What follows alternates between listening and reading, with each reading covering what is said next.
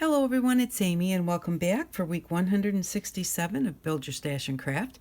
Today we're just going to be decorating some brown packing tape that we got from the Dollar Tree, and there is a lot of tape on this roll, and it's just something, something different from other things that we have, and could work perfect on a project where maybe you don't want a thin piece of washi or something.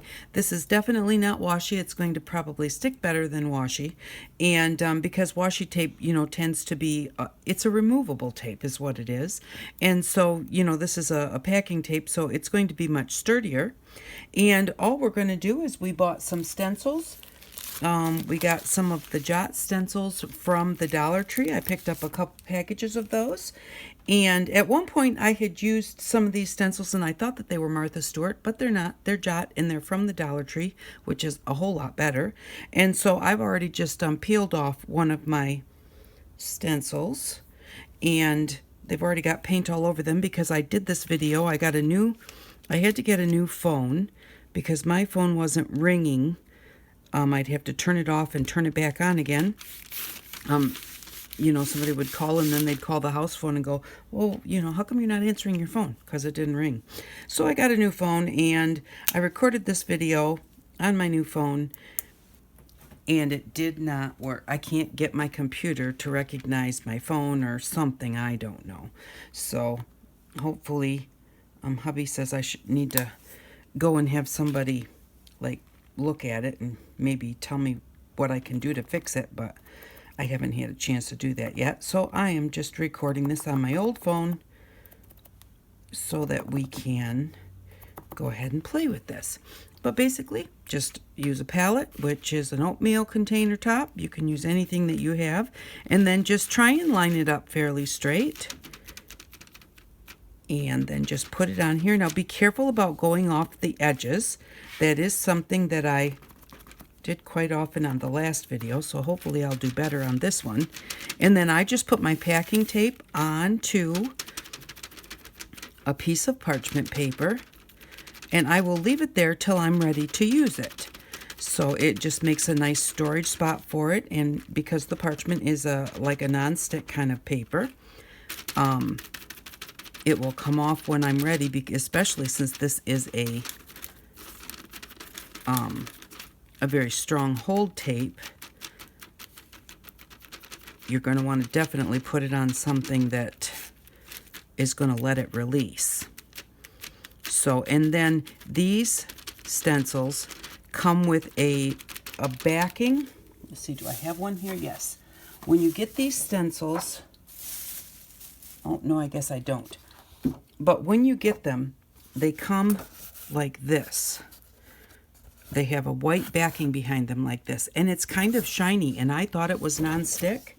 And in the last video, when instead of trying to line my stencil back up on here, which is a non-stick, I went ahead and I put it on that backing, and it stuck. That is not a non-stick backing. So if you get these adhesive back stencils from Jot from the Dollar Tree, don't stick them on that back piece of paper because you'll have a hard time getting them off. And it's shiny. It looks nonstick. You wouldn't think. And these are supposed to release, but for some reason it just grabbed a hold and did not want to let go. So I'll just give you that warning. You got it in the other video. You got to see how bad it stuck, but just wanted to remember to tell you that. So, and then once you get them done, this one is a repeating pattern, so you can take that off of there. Now you're going to want to make sure that that's fairly dry.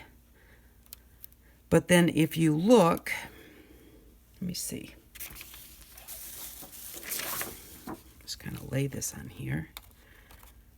If you look at the stencil here, we've got like this shape here. And over here, we only have half of that shape. So if we line this up to make it touch, we'll get this same shape, and it will just repeat your pattern. So don't you stick on there too hard. And with these, be very careful when you've got them stuck to something. Be careful peeling them off, because the little tiny delicate pieces between will rip. if you're not careful. So what I'm going to do is these two here, I'm going to line up with these two here, making sure that I can see just a touch of this maroon here, so that I know I've got it overlapped, so that it makes a full piece instead of having a gap between it. And then try and make sure that my stencil is straight on my tape. But just take your time, because you want it to line up nicely. If you can, if I can. So I'm just going to line that up. Also the lines at the top and the bottom, we'll want to just make those overlap a little bit. Oh, come on, stick down. Try and make sure that that's fairly straight. Oh, let me just put it right there. Okay, now I can see just a little bit of paint here, here, here, and here from this prior stencil. It's not quite lined up exactly straight, but we're just going to go with it so that you can see how that looks. And then you do the whole strip that way, and you can rip off as much of it as you want. And again, be careful not to get your paint. That's not a really large edge right there. So be careful not to get your paint over that edge and make a big old smudge right there in the middle of your pattern.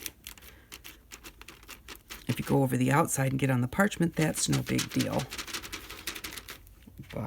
And then because these stick down, they work really well for any kind of, paints or sprays or anything that you're using, because it doesn't get underneath so long as it's stuck down. And which also makes it so that I can pounce like this, which is what I like to do. But if you have one that's not stuck down, you need to be careful not to move it when you're pouncing, because sometimes your sponge will kind of stick, the paint will kind of stick in it, will move your stencil. And you want to make sure too, if you have one that's not stuck down, make sure that you get the paint pounced off of your sponge really well, so that you don't have a big glob of paint. Or if it's not a stick down stencil, your paint will go underneath. And the same thing if you're using sprays, make sure you're on a nice flat surface. If you have one that does not have a sticky back, when you set that stencil on there, you want to make sure that it's making contact. And then spray from kind of high above and straight down.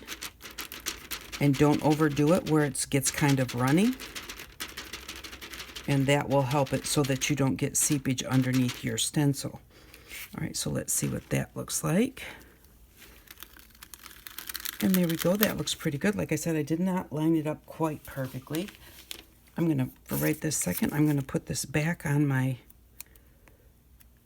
the holder for it. And originally when I stuck it on that little piece of paper, I did it because I thought there was no way I'd ever get it lined back up again. It lines up pretty easily. And there's a little bit of extra white there, I think, to so that it doesn't have to be totally perfect to get it on there. Now I'm going to show you where this came together. So this is what the pattern looks like, and then here it is again where I put it as repeat. Now if you can see, I did not line it up exactly perfectly, so you can definitely see it a little bit, but not too much. Better than having a tan line between them because I didn't make them touch. And then I'll just go ahead and finish that piece of tape, and then I will have a nice border that I can make any length that I wanted. I can just cut it. And I wanted to show you how I put it on the parchment paper. Just go ahead and take your tape and then just fold over about a ½ inch. Because that way when it's on your parchment and you're ready to take it off, you've got this part that's not stuck and you can just peel it right off by grabbing it there. And it gives you something to hold on to that's not sticky on that end when you're trying to like line it up on a project or something. And then I just kind of tried to make them all about the same length, and then just hold it here and rip it across, and there you go. You've got your piece to stick on your parchment paper. So there we go. And so let's try, I like this one too, so I just want to show you what this one looks like. This is just kind of like a repeating flower. And you can also line this one up. But be careful with those little tiny bits so that you don't rip them. And if you do get a rip in one of them, normally they just kind of fall back into place. So that works out. It works out okay, but you'll just have to be careful with it. Oops, sorry about that. I am back. So I just want to do this one in green.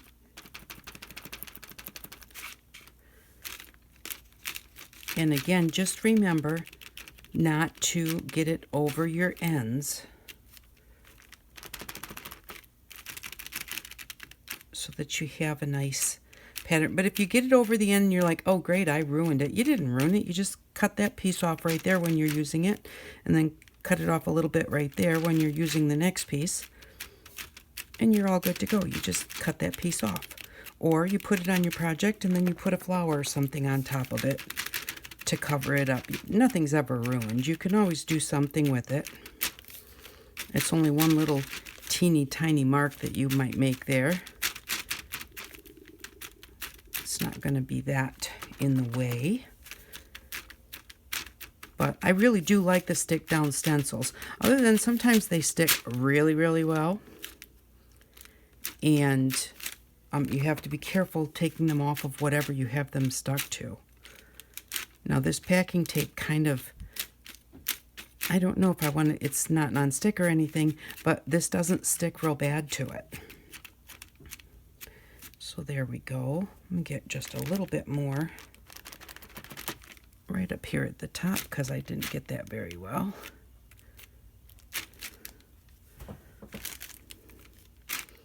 But I don't want to get over that edge. There we go. Right, let's see what that one looks like.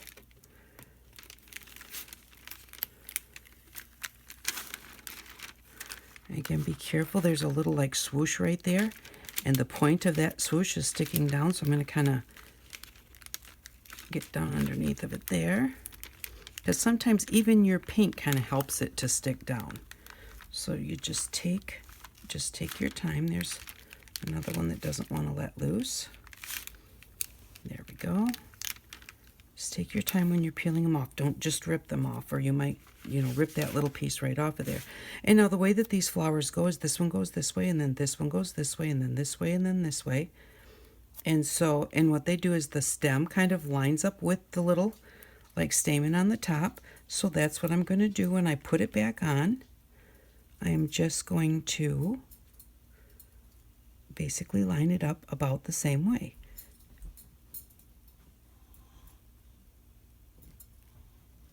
Just like that. And now that stem should be right about in here.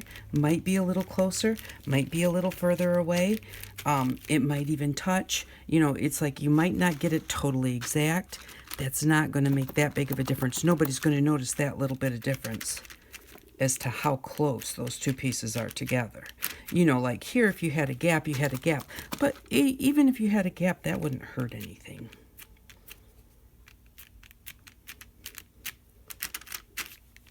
I just want to make sure that I get that top part right there.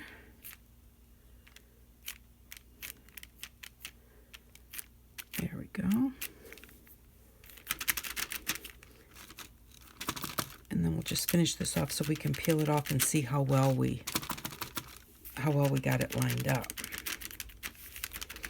And then we're going to try the feathers that we got, or that I got. Not sure what you got. And if your Dollar Tree doesn't have the stencils, then just kind of maybe ask them about it, and maybe, just wait a little bit longer, because they all get different things at different times. So, don't go to the craft store and spend a whole ton of money on stencils. You can make your own. They carry them at the Dollar Tree. Most of the time now our Dollar Tree has them. It used to be kind of they'd get some in, and when they were gone, and then it might be months before they got any more, but it seems like now they have them most of the time. And sometimes if you just ask, they just don't have them unpacked yet. So let's set that aside. take this one off. And this time I'm going to try peeling it this way and see if that helps with those little swishes to not get stuck. Yes, that's working much better. Whoops. So long as you don't let go. Again, though, take it easy. And there we go. And that lines up very nicely. Let me put this back on here and I'll show you that. And then we'll do a couple feathers because the feathers are really pretty. Just kind of line that up on there. And this is where we came together here. And there's what it looks like here. So that looks really good. And see how I got off the edge over there? Now it's just on the parchment. Doesn't really make a difference. But that's what I was talking about. You know, like you don't want to get that at the top of your stencil and have that big mark, you know, right on your painted piece. And then, you know, the nice thing that you can do with these is put them on there and then mix your colors. So let's do this one. And again, if it seems to peel easier one way than the other as far as like where the decorations are coming off, you know, just try and remember which way it works best where you're not going to be possibly, you know, like making it rip. Now, I do notice that these ones, because they have a really long stem, and that makes both, you know, it makes it almost two pieces. It doesn't necessarily, when you get to the bottom, right here, I've got a little bit of a gap, and I'm not going to mess with that too much because the rest of it's laying down well. That little gap is coming from the fact that this should be probably pulled apart just a little bit at some point. And maybe I can pull it apart here, but see, then if I pull it apart there, it's putting a wrinkle up there. So I'm going to leave that little wrinkle at the bottom, because if a little squish is out at the bottom of the, I'm not sure what you call that on a feather, that's okay. I'd rather have that than have it squish out underneath the feathery bits. And then you can just take your colors and do a few at one time. You know, put a few colors on there at one time. Whoops. So let's get a little bit of the yellow.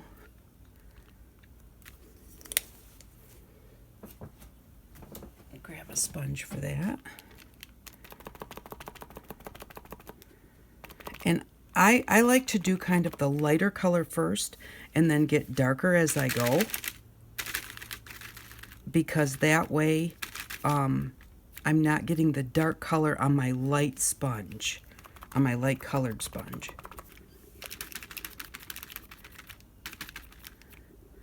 Just kind of put some of that yellow on there. Again, being careful not to get up off the top, and then do a little bit of the maroon.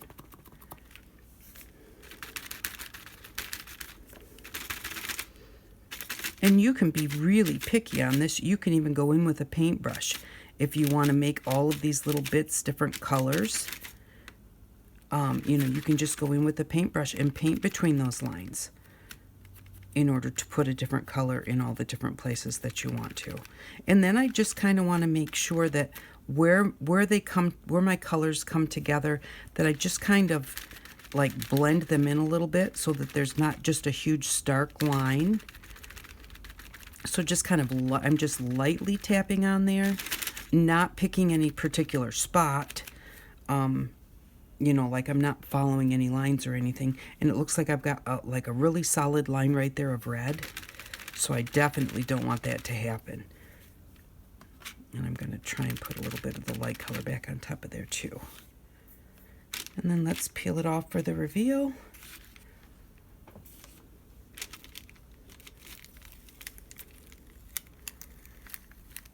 And again, this one probably would have been easier for me to peel the other way. But just take it slow.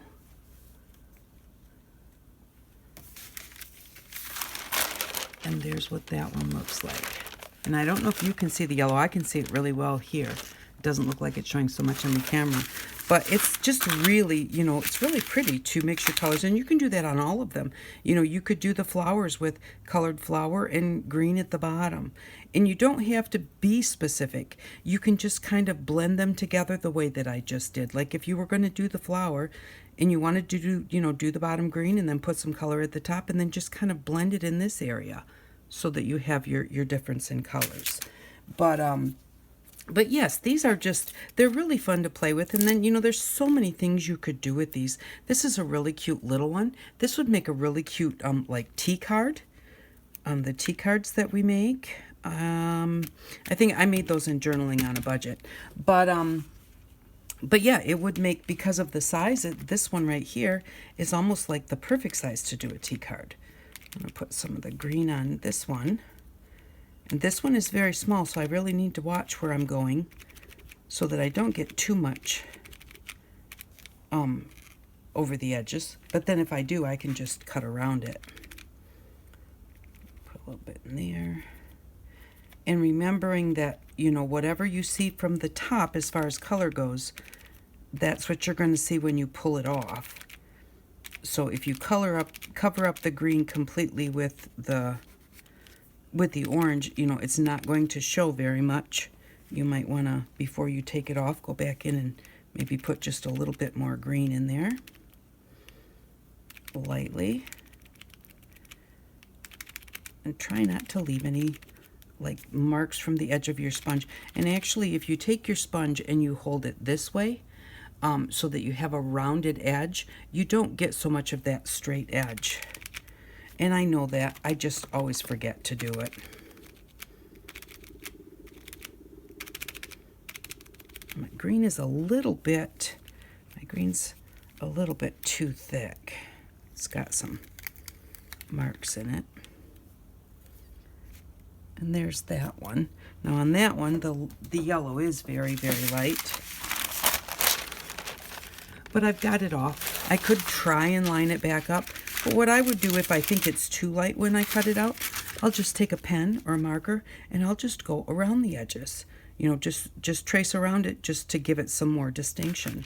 So anyways, that's how simple this project was. But to me, it just looked like a fun project. When I saw this brown tape, I just kind of fell in love with it. You know, I like the brown colors and the natural colors. And so, you know, for me, I was really impressed with this. So I just had to get it. And I thought, you know, it would really be a nice thing to have in our stash. And then when you're going to store it away, and this is not my idea. This was the last time that we made washi tape a long time ago at the beginning of the series. You're going to hear a lot of crinkling here.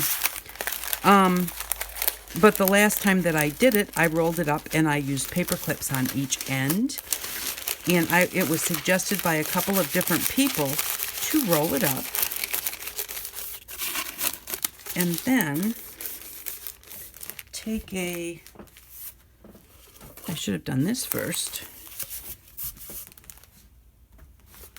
Take a paper towel roll. If you don't have a paper towel roll, you can use a toilet paper roll also. But because they're cardboard, they've already got their shape. They're going to pretty much hold that shape.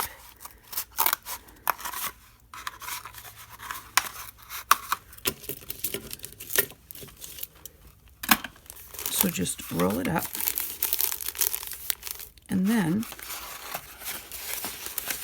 put it inside of the paper towel roll to hold on to it. And that works really, really well. Now, this is a little bit long. This parchment is a little long. And that's mostly because I had to steal some from my husband out of the kitchen because I had used up the rest of my parchment paper to do the last video that didn't work. Well, it worked. I just can't figure out how to get on the computer. And so I had used up my parchment paper. And so I had to steal some from him because I haven't actually got to the store. I put it on my list, but I didn't get to the store to get it in time. So, but that's what we did today. I really had fun with that. And I hope that you enjoy it too.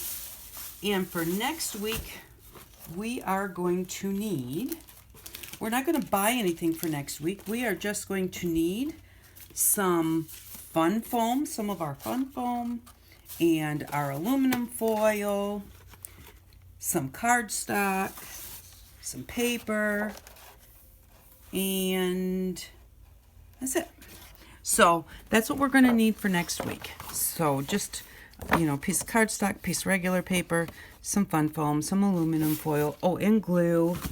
And that's what we'll need for next week. So thank you very much for stopping by. I'm going to go through and I'm going to finish decorating these up. I really do appreciate you, and I hope that you all have an outstanding day. Bye-bye.